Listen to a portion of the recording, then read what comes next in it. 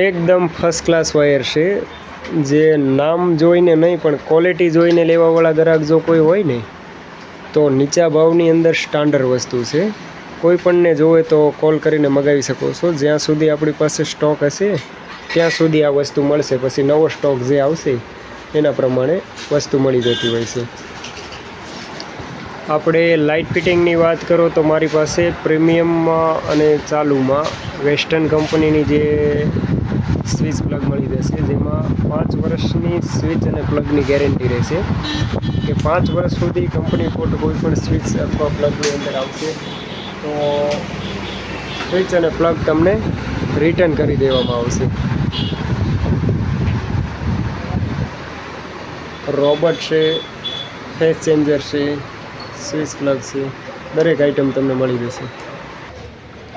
વેસ્ટર્નની અંદર વેગા જે પ્લગ છે 5 પ્લગ, જે માર્કેટની અંદર અત્યારે હાલ 3 પ્લગ થઈ ગયા છે, પણ આપણી પાસે જે જૂનો સ્ટોક છે એમાં તમને 5 પ્લગ જોવા મળશે. બાકી 5 પ્લગની અંદર અત્યારે મોસ્ટ ઓફ 2 પ્લગ આવતા હોય છે, જે તમે કોઈ પણ કંપનીમાં લઈ લ્યો. કે અત્યારે મારી પાસે હાઈફાઈનો જે પડ્યો છે તે જોઈ શકો છો, એમાં 2 પ્લગ અત્યારે થઈ ગયા છે. તો એ જ પણ અત્યારે જૂના આપણી પાસે સ્ટોક છે ત્યાં સુધી તમને 5 પ્લગ 5 પોઈન્ટમાં જોવા મળી જશે.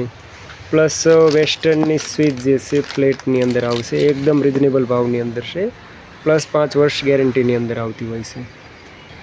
હવે ઘણા લોકોનું કહેવું એવું હોય છે કે જે 16 એમ્પિયરનો જે 5 પ્લગ આવે છે ને, જે શટરવાળા આવે છે ને, તે બહુ વ્યવસ્થિત નથી આવતા. અને ગામડાની અંદર ઘણા લોકોને એનો યુઝ કરતા પણ નથી આવતો, કેમ કે શટર પોઈન્ટ જે છે ને એ થોડાક હાર્ડ પડે છે. તો એની જગ્યાએ આપણે વેસ્ટર્નની અંદર એકદમ હેવી ક્વોલિટીનું આવે છે અને પ્લસ શટર સિસ્ટમ નથી, જે પણ તમને મળી જશે.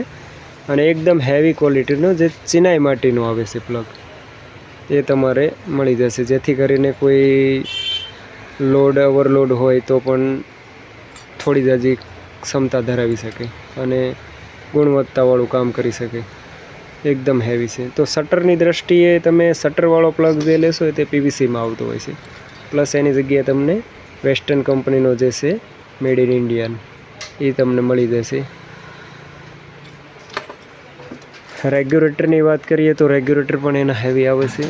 દરેક આઇટમ તમને વેસ્ટર્નની અંદર મળી જશે. ઓપન બોક્સ છે, મોડ્યુલર પ્લેટ છે, ટોટલ આઇટમ ગેરંટી સાથે આવશે.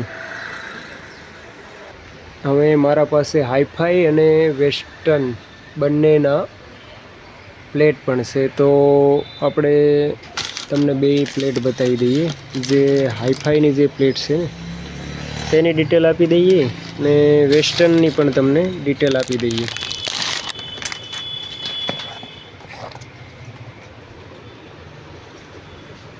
હાઈફાઈની જે પ્લેટ છે એ આ ટાઈપથી દેખાય છે, જેને વચ્ચેના સપોર્ટ થોડા જે છે એ તમે તમારી નજરે જોઈ શકો છો.